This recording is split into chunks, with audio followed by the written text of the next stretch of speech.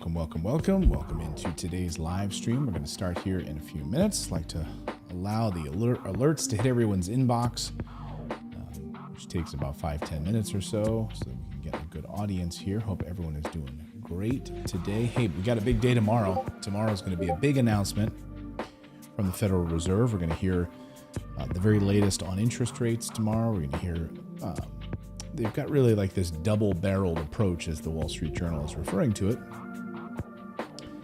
which is this, they're going to both be raising interest rates, but also possibly dumping a bunch of these junk bonds that they've bought over the years, the junk mortgage-backed securities and all this other crap. So we are likely to see their plan for that. What are they going to do? Get it off their balance sheet. So we will see the very latest on that. So it's going to be a crazy. But today we're going to be talking about the best strategy to invest in real estate, whether it's to use cash, whether it's to use leverage. What are some of the overall best strategies for getting started investing in real estate? It's a question we get a lot. So we are going to talk about that on today's show. Let's pull the chat up here. Let me know where you guys are joining us from today. Hope everyone is doing well on this spring day.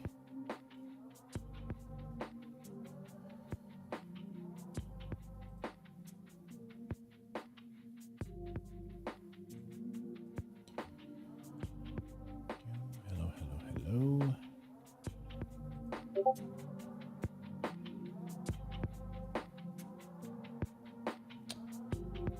Jay's Life is here. Good to see you, Jay. Welcome. Of course, any sort of real estate related questions you have, we will take them in a minute.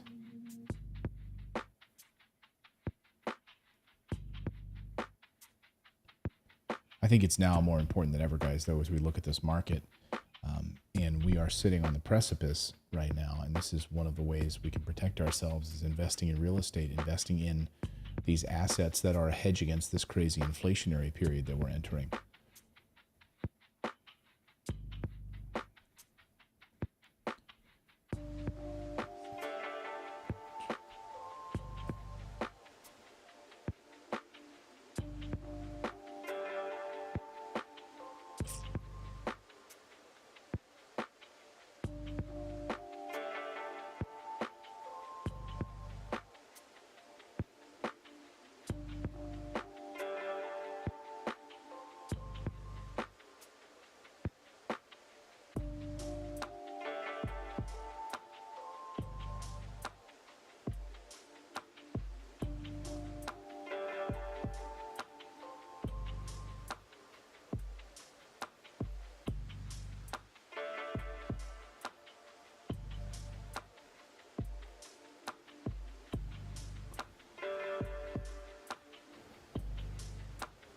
Thank you, Jay.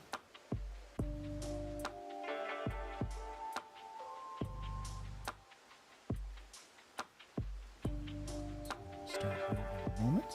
Un momento, por favor.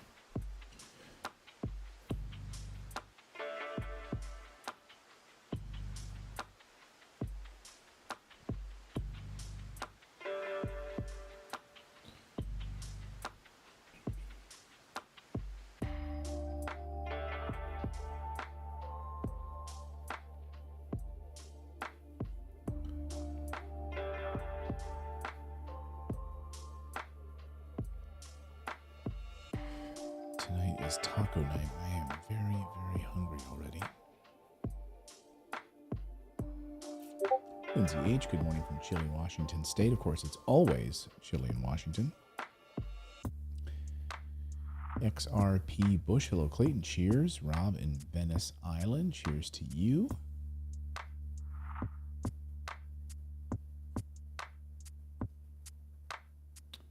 Kevin Wells in Charleston, West Virginia. I used to live in Bluefield, West Virginia, so I know it well.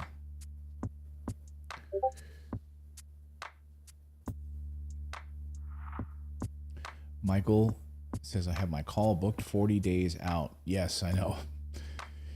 We actually had a meeting about that yesterday. We have a lot of people right now. And we have a big waiting list, and we are doing everything we can to try to accommodate people. But it is obviously, when you look at this inflationary period, you look at stock market absolutely crapping the bed. The major signs that we're going to see tomorrow from the Federal Reserve, the big announcement tomorrow. I think tomorrow, honestly, I just did a video on this that I'm working on. And tomorrow, I mean, within 24 hours, tomorrow from the Federal Reserve, we could have one of the most important announcements in economic policy history in the United States tomorrow. Why do I say that? Because tomorrow the Federal Reserve, according to the Wall Street Journal, is going to announce a two-gun barrel approach, meaning like one of them is going to be raising rates. Again, we knew this was coming. How 50 basis points? 75 basis points? We don't know. The other barrel of the shotgun that they're talking about is dumping or at least alleviating some of their balance sheet. Now, the Federal Reserve bought up a whole bunch of junk, a whole bunch of crap. All of those mortgage-backed securities that no one wanted after 2008, remember, that got us into the financial crisis. They bought up a whole bunch of that stuff. They bought up corporate junk bonds, stuff that corporations didn't even want to touch. But you, the taxpayers, are able to foot the bill for this crap. So the Fed has a lot of this crap on its balance sheet right now. And we are expecting that tomorrow they are going to announce that they're going to start to try to sell some of this off of their balance sheet or unload it, basically pushing it back into the market. And we've never been here before. Like, we literally don't know what this is going to do, but there are indicators that it's going to be bad. And it could have the effect of almost raising it another 0.25 percentage point just by doing this. Again, what this means is that we could be heading into a 1970 style stagflation period. I mean, we're already seeing rents doubling across the country. I mean, as a real estate investor, you could look at that and say, hey, that's great for me, right? But on the other hand, we've got a housing crisis in the United States. So like our company, Michael, we can't even build the properties fast enough, and so we've got a lot of demand. So there's obviously a lot of pressure right now on the stock market side because it's just awful. Dow down 900 points last week. NASDAQ down big as well. There's a broader sell-off unfolding. Of course, we've got supply constraints out of China. As further lockdowns unfold in China, we're seeing COVID case numbers spiking now again in New York and other places. So what kind of renewed lockdowns or closures will we see around that? And then, of course, there's a war, which the United States and NATO are pushing hard to make sure that we prolong and continue for many, many years to come. So there's a lot of pressure. There's a lot of geopolitical pressure. And economic policy decisions, entirely man-made economic policy decisions by the Federal Reserve that are driving this type of, additional pressure and demand, Michael. So. But we'll see what we can do here, Michael. See if we can get you on earlier.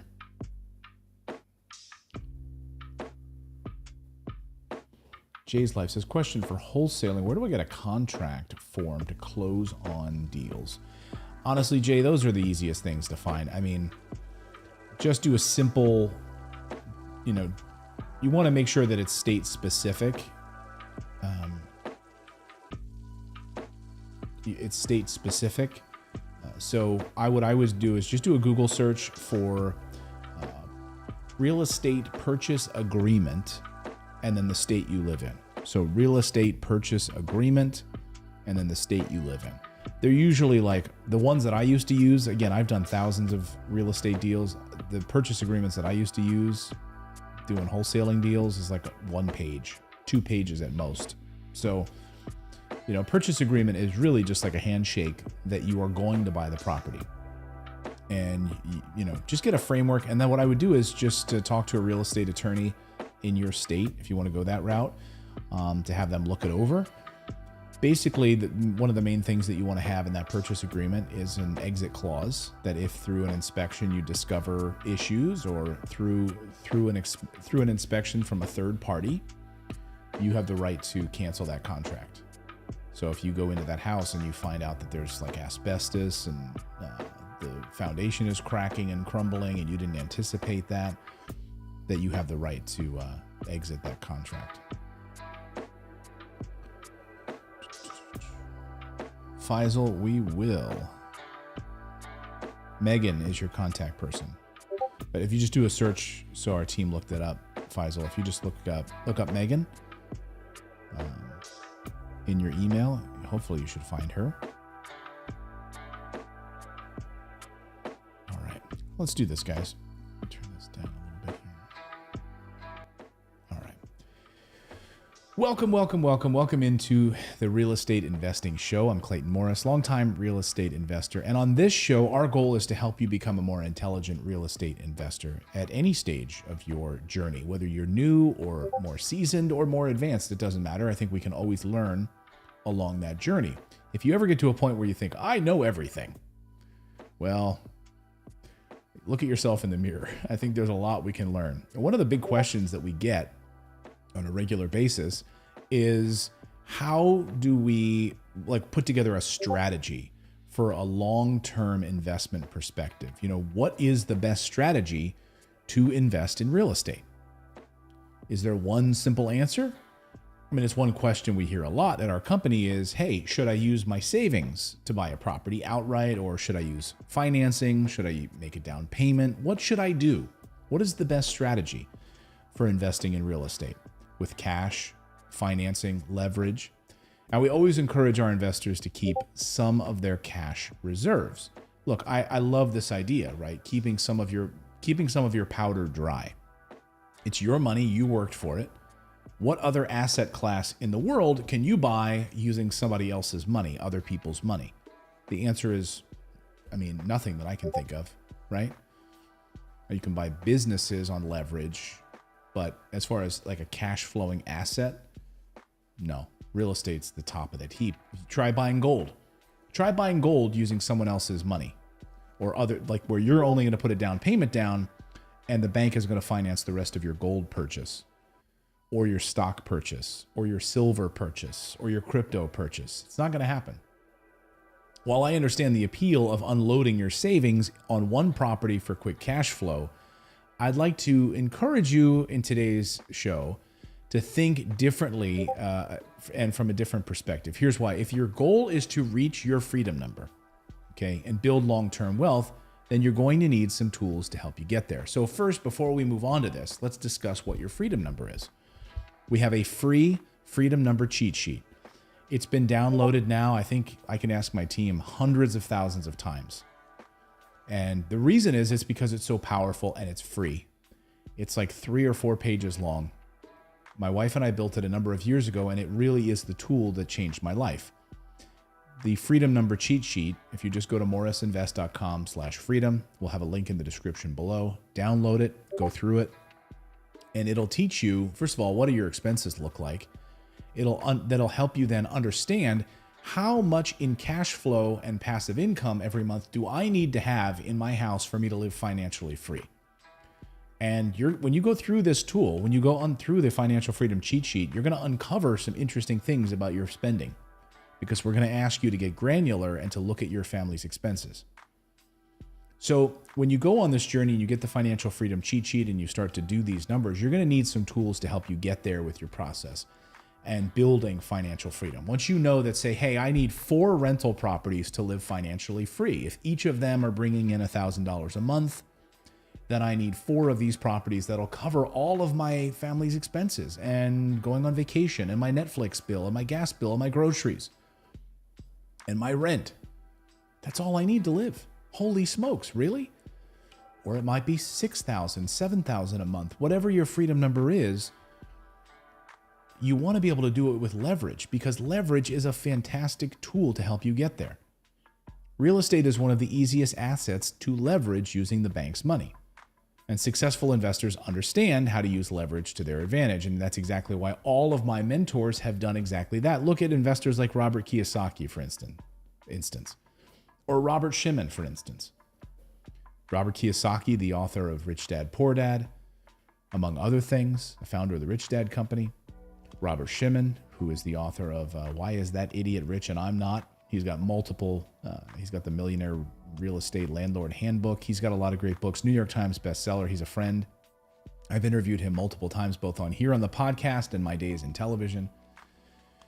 One thing that they always use is the bank's money to buy properties, to grow their net worth and to build wealth. Hell, Robert Kiyosaki's very first rental property, he used a credit card to buy his property in Hawaii. Yeah, he did a cash advance against his credit card. Used other people's money, so he was using the bank's money in a different way, higher interest rate, but nevertheless, a bank's money. So if you've come from a background or a mindset that all debt is bad debt, this is something that you're going to have to unpack, and you're going to have to kind of unlearn this, I think.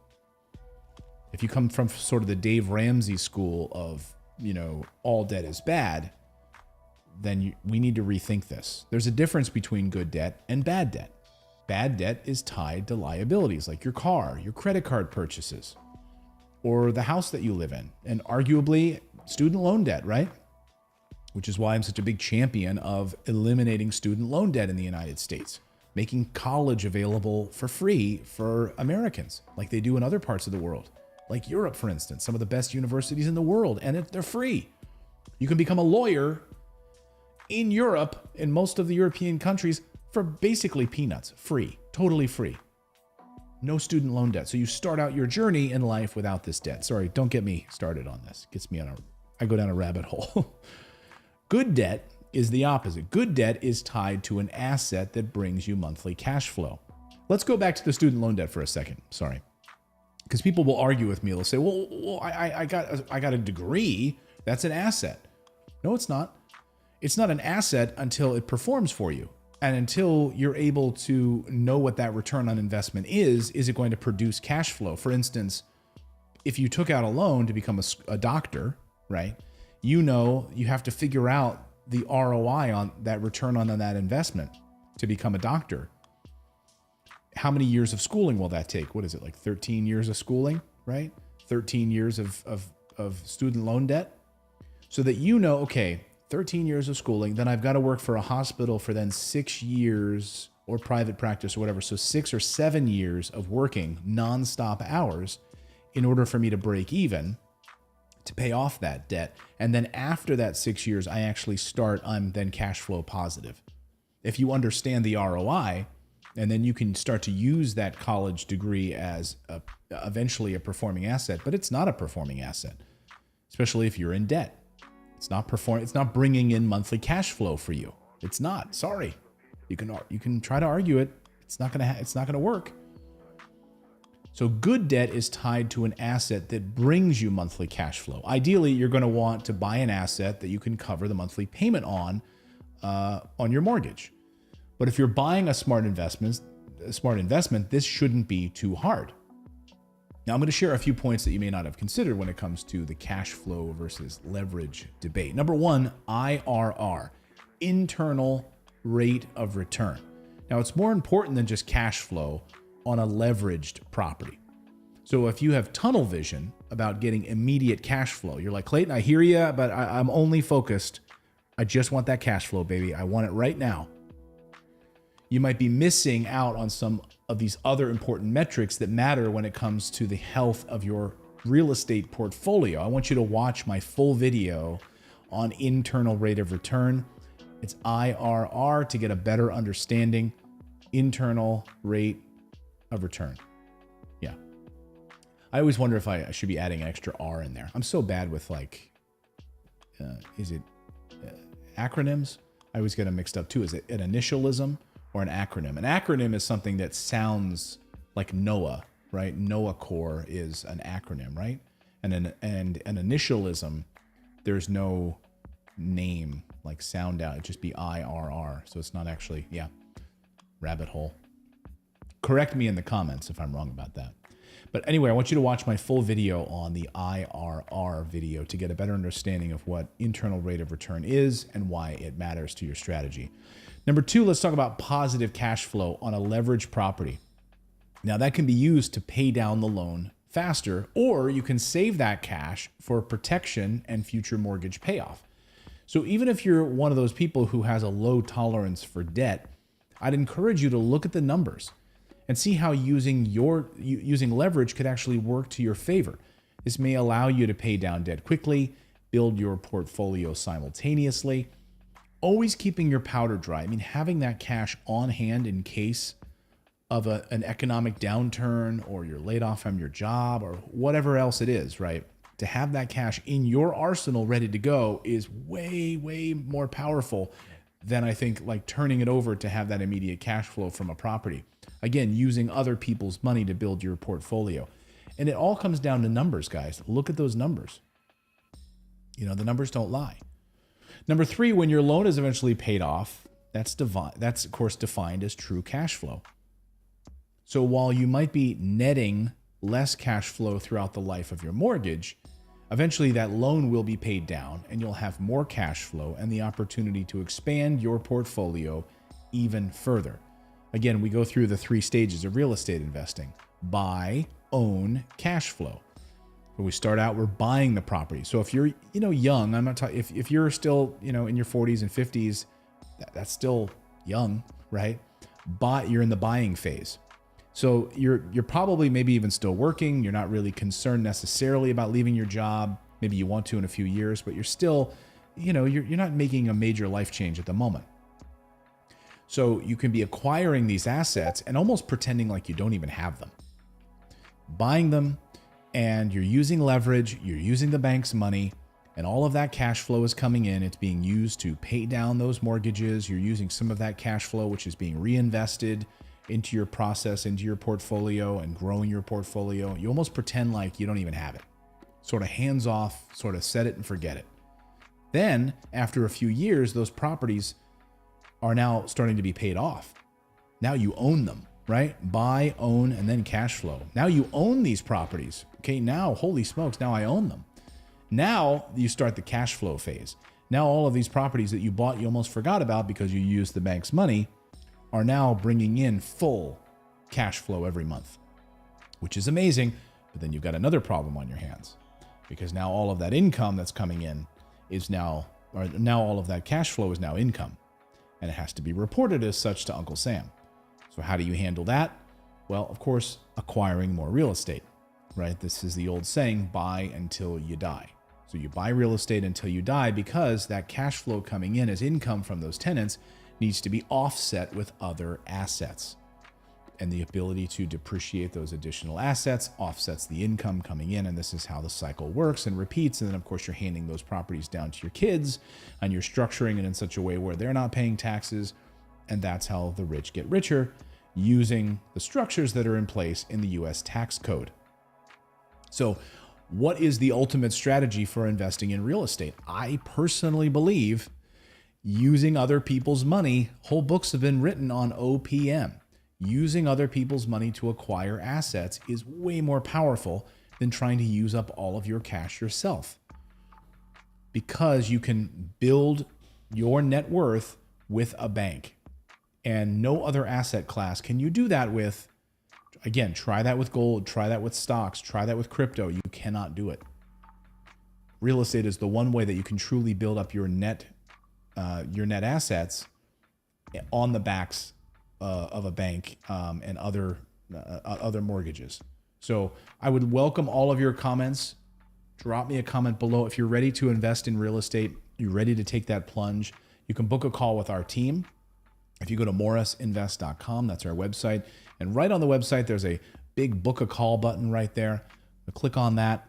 Yes, we are a little backed up right now. We have a bit of a waiting list, as Michael was mentioning here in the chat. But please book a call, at least get on that list, so when your slot opens up, we're able to get on the phone and give you a call and talk about your real estate investing goals. We build brand new construction real estate that cash flows with a tenant in place that's fully managed with our property management team.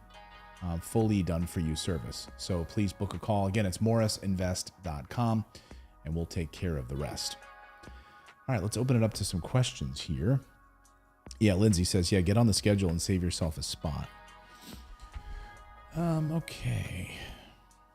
Faisal says, how does good debt impact your ability to get more debt? Meaning, when you apply for a car loan, personal or home loan, the first thing that you would see is a lot of debt. How and when do you explain? Well, that's a great question. Obviously, when you're getting traditional loans, they're going to look at the traditional things, right? What is your debt to income? Okay, so as long as you're not over leveraged, and I would never want anyone to be over leveraged, because we saw what happened in 2008 when people had no jobs, right? They were getting those ninja loans, right? No income, no job, and no income, no job, ninja loans, and then they were buying real estate. How's that work exactly? The banks were, so corrupt that's exactly, they didn't care, right? So you could get a mortgage, they didn't even care at all. They were just writing them off, selling them, repackaging them, didn't matter. So as long as you're not over leveraged and you know what your leverage tolerance is, go for it. Banks are going to tell you and guide you through that process. And that's why, just the traditional route, they'll look at your overall net, debt to income. They're going to look at the cash flow on those properties as well, on those assets. They're going to see that this property brings in $1,000 a month, therefore it's covered. Okay, great. This property is bringing in this amount. And of course you can get up to 10 properties in a traditional mortgage route, Faisal. But then of course there's non-recourse financing, which then opens up a whole new world for you. Because then they're not looking at your debt to income in that way. They're looking at the asset and your ability to go beyond that 10 threshold from the mortgage, from the traditional financing route.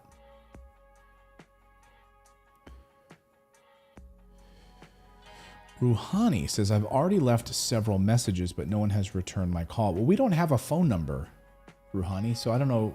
Are you calling a wrong company? Because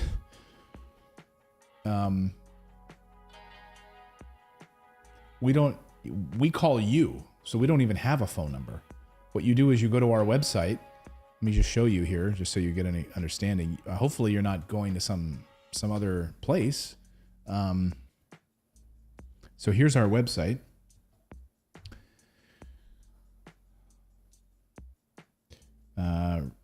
Just go to our website here and then click on the book a call button right here in the middle. That's our freedom cheat sheet. But when you click on this, see, there's no phone number because we want to be able to schedule it with you. So you click on this and then pick a time on your calendar that works for you and we call you. So again, Rouhani, I'm not exactly sure what,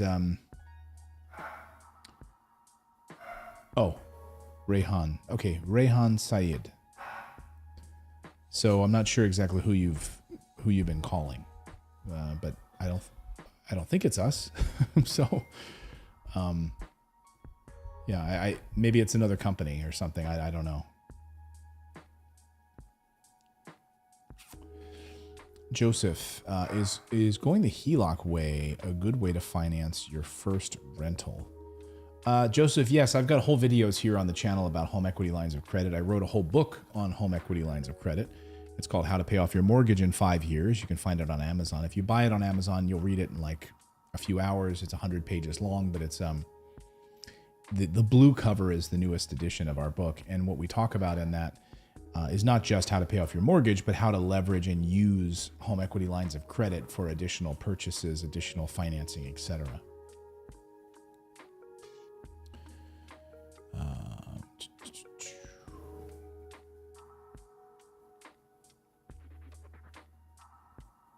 Let's see, just reading through these.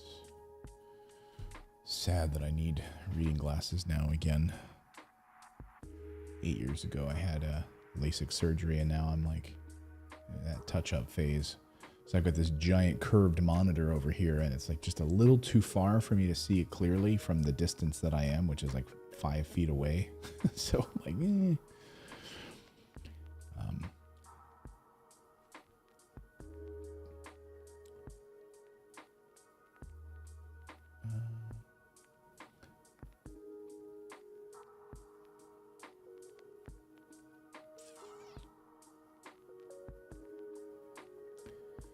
So let's see here.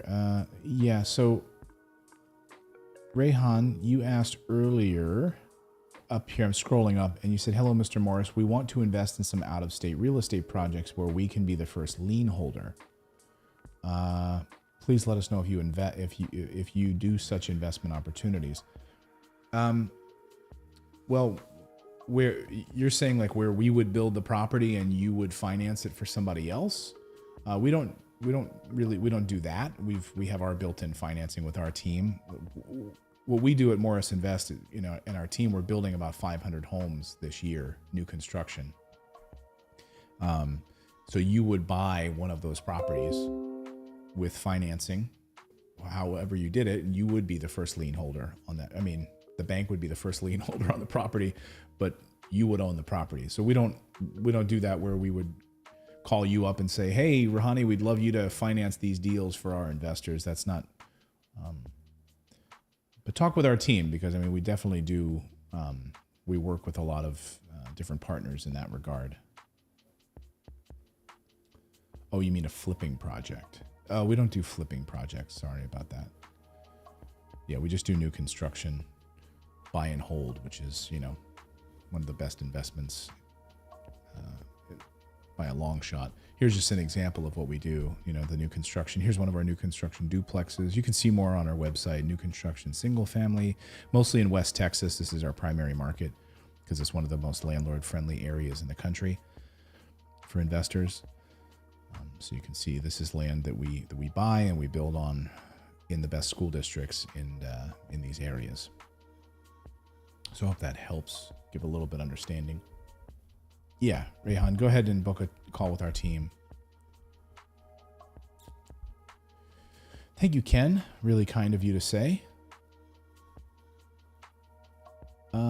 Jay wants to know, is there a limit to the amount of properties we can buy from your team? No, but we don't, what we want to do is when you book a call with us is really learn about you, Jay, and develop a long-term relationship with you, figure out what your goals are financially for the rest of, what you and your family want to do. And then we're going to put together a plan for you. And, many of our clients will buy a property from us once a year and they just add to their portfolio.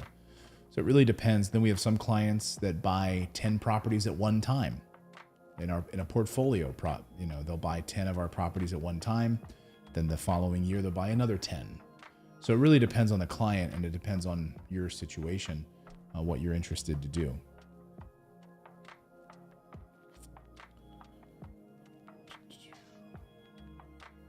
I think I got all of the questions. You guys can watch the replay here on YouTube anytime. We've got tons of great resources, though. I hope, if you're just starting out in this journey, our website has so many great resources. Just come over and bookmark it in your browser tab. If you come over to morrisinvest.com, the whole blog, we've got tons of great articles in our blog section here. We have a funding section as well. But we've got so many great resources, different blog posts about appraisals and investing in real estate, how to do it, non-recourse financing. Here's one of our clients who wrote up a review about his experience buying his first property with us and walks through that whole process. So you can learn about that and more. There's so many great resources here on the website. So for you to check out. Again, all of it at morrisinvest.com. And if you're ready to book a call with us, just click on the book a free call button. Yes. And Joe, you're asking here, let me just, before I,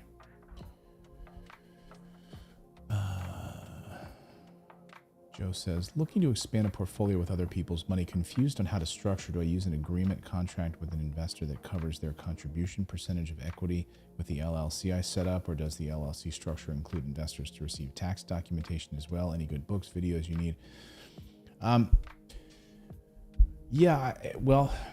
I would read, Susan Lassiter-Lyons has a good book called Getting the Money, where she, and I think in a few of the chapters, she discusses structuring it with. So if you're not talking about,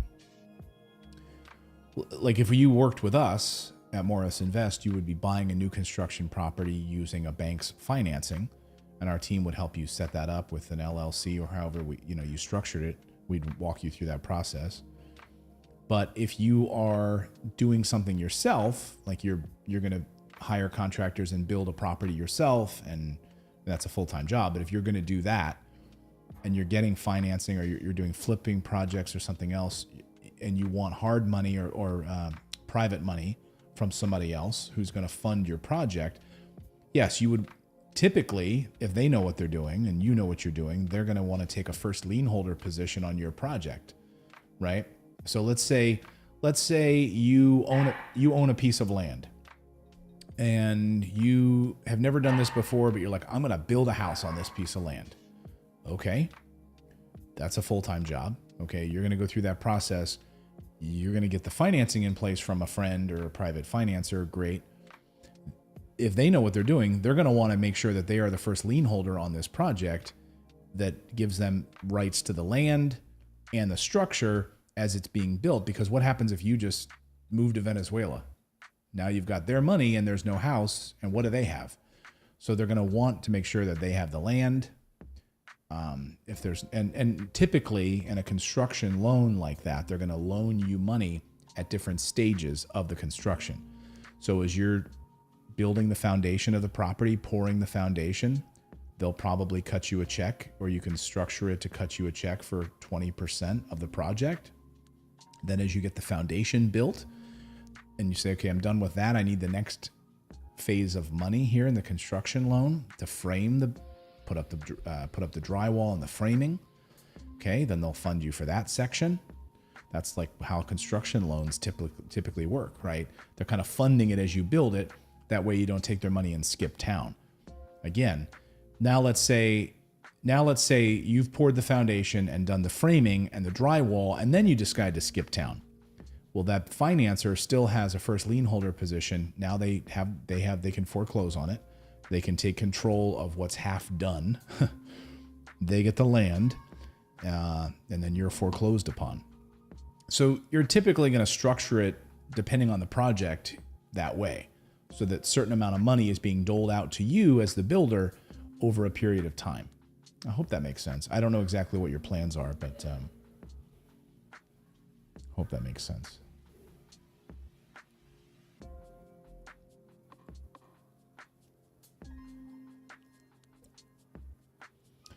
Faisal says, can you elaborate on your property locations, average size, average price? Yeah, we can do that on the phone. It's a little easier, Faisal, to go over that. We don't just have like a property list, because we want to get to know you and see what your goals are. And then we'll try to, we have our larger duplexes, our higher end duplexes that are in the 300,000 range and so forth, that have, vaulted ceilings and granite countertops and everything. Then we have our duplexes that are student housing. So not granite countertops. They're going to be they're going to be less expensive, near Virginia Tech, near Texas Tech University, and some of the student housing. So a little bit cheaper, but great cash flow. We have our higher end single families, and then on like single families that are on the lower end cost. So any of those range, around the 100,000 up to well above 300,000. So they're in 3 bedrooms, large bedrooms, garage, backyard, etc. So there's a wide range of that, depending on, we have townhomes as well. So again, I could throw out square footage numbers. It really wouldn't matter. All I'll say is this: we know what we're doing, okay, to get the best cash flow in the best rental markets in the country, with the highest returns, the best tax capabilities for you as a tax shelter to accelerate your depreciation. We've been doing this a long time, and that's why we have so many repeat clients, because we know what we're doing. So the numbers make sense for the internal rate of return, the highest maximum net return for you. And that's why we're constantly analyzing markets to look for new areas to expand and grow, but they have to meet a certain criteria. People ask us, are you in Houston? No, it's too expensive. Doesn't make sense. The numbers don't make sense. Are you in Atlanta? No, doesn't make sense. The numbers don't make sense. Are you in Lubbock, Texas? Yes, we were there before it exploded and became popular. We were there because we saw the data. And we knew we could get fantastic rates of return in acquiring land and doing the things ahead of time before they built the highway. Those are all the things we're looking at internally before it happens. That's why we've got such a great team. And our field team is fantastic. So the markets that we have coming online in the spring and the summer we'll be announcing soon. But just know that a lot of work has gone into those markets before we ever decided to go and buy land there, start the process of breaking ground, getting permits approved, all of that. It wasn't just here's a dart, let's just throw it at a map. It's a lot that goes into this demographic data and other things. So there you go. Is your investment secured? Well, you're buying a house, so it's secured against the asset. You know, if you're putting 25% down, the bank is making sure that the asset is great, right? They're not going to be providing the financing if it's not a great asset. So yes, it's secured against the asset. Now, if it's non-recourse financing that we do, then it's not tied to you personally. So now the bank is coming in and sees that the asset is great and cash flowing, and it's in a great demographic market, great school district, and they are financing the asset, and they don't really care about you so much. And so if you do skip town and go to Venezuela, the bank is fine adding it to their portfolio because it's a great asset, and that's non-recourse financing. So again, it's all secured to the asset. And is there a minimum investment amount? Nicole, on our newest properties, what is the minimum down payment? And when you own the property 100% free and clear, like you own the property with financing.